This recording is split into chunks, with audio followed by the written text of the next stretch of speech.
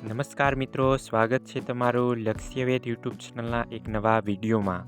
આજે મિત્રો આપણે વાત કરીશું ટ્રાફિક બ્રિગેડની અંદર ભરતી આવેલી છે તેના વિશે આ વિડીયોમાં આપણે વાત કરવાના છીએ। જેમાં 9 પાસ પર પુરુષ તથા મહિલા આમાં અરજી કરી શકશે। કોઈ પણ પરીક્ષા કે ફી વગર તમે આમાં અરજી કરી શકશો। આ ભરતીની સંપૂર્ણ માહિતી માટે વિડીયોના અંત સુધી જોડાયેલા રહેજો અને આપણી યુટ્યુબ ચેનલમાં નવા હોય તો ચેનલને સબસ્ક્રાઈબ કરી દેજો। તો ચાલો મિત્રો વિડીયોની શરૂઆત કરીએ। આજે મિત્રો આપણે વાત કરીશું વડોદરા ટ્રાફિક એજ્યુકેશન ટ્રસ્ટ અંતર્ગત ટ્રાફિક બ્રિગેડ માનદ સેવક અથવા સેવિકાની ભરતી આવેલી છે।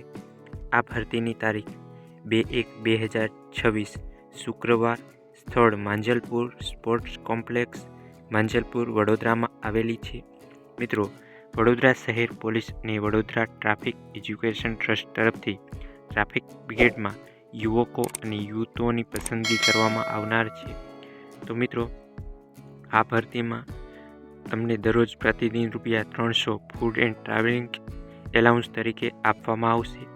મિત્રો, નિમણૂકની વાત કરીએ તો શૈક્ષણિક લાયકાત ધોરણ 9 પાસ અથવા વધુ ઉંમર હોય તેમને આમાં ભાગ લઈ શકશે। ઉંમર 18 થી 40 વર્ષ રહેવાની છે। આમ પુરુષોને જો વાત કરવામાં આવે તો ઊંચાઈ 162 સેમી, ઓબીસી, એસટી અને એસસી ઉમેદવારને, જનરલને 165 સેમી। વજનની વાત કરીએ તો 55 કિલો વજન। દોડ તેમને 800 મીટરની 4 મિનિટમાં પૂરી કરવાની રહેશે। અને મહિલા સેવિકાની વાત કરીએ તો એસસી, એસટી અને ઓબીસીને 150 સેમી ઊંચાઈ, જનરલમાં 155 સેમી અને વજન 45 કિલો।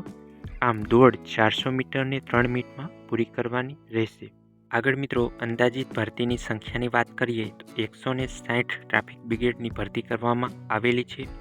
અરજી ફોર્મ મેળવવાની તારીખ છે 17/12/2025 થી 1/1/2026 સુધીમાં સવારે 10 થી સાંજે 6 કલાક સુધી તમે આ અરજીનું ફોર્મ મેળવી શકશો।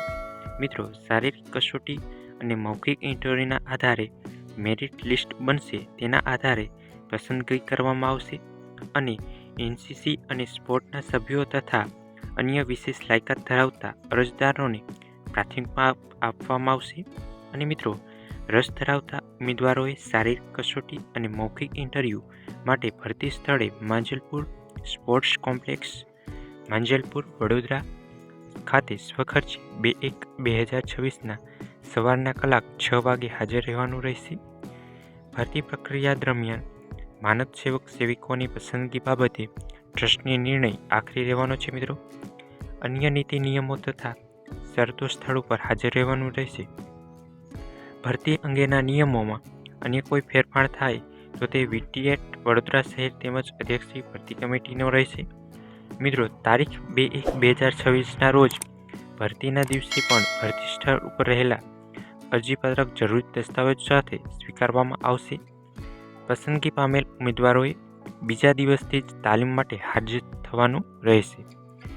તો મિત્રો, અરજીપત્રક સંપૂર્ણ વિગત સહિત જરૂરી સ્વપ્રમાણિત નકલો સાથે અરજીપત્ર પરત તારીખ 1/1/2026ના રોજ સાંજના 6 સુધી એકાઉન્ટ રાયપર હેડ સમા, બાપોદ, ગોત્રી અને મકરપુરા પોલીસ સ્ટેશનોમાં જમા કરાવવાનું રહેશે।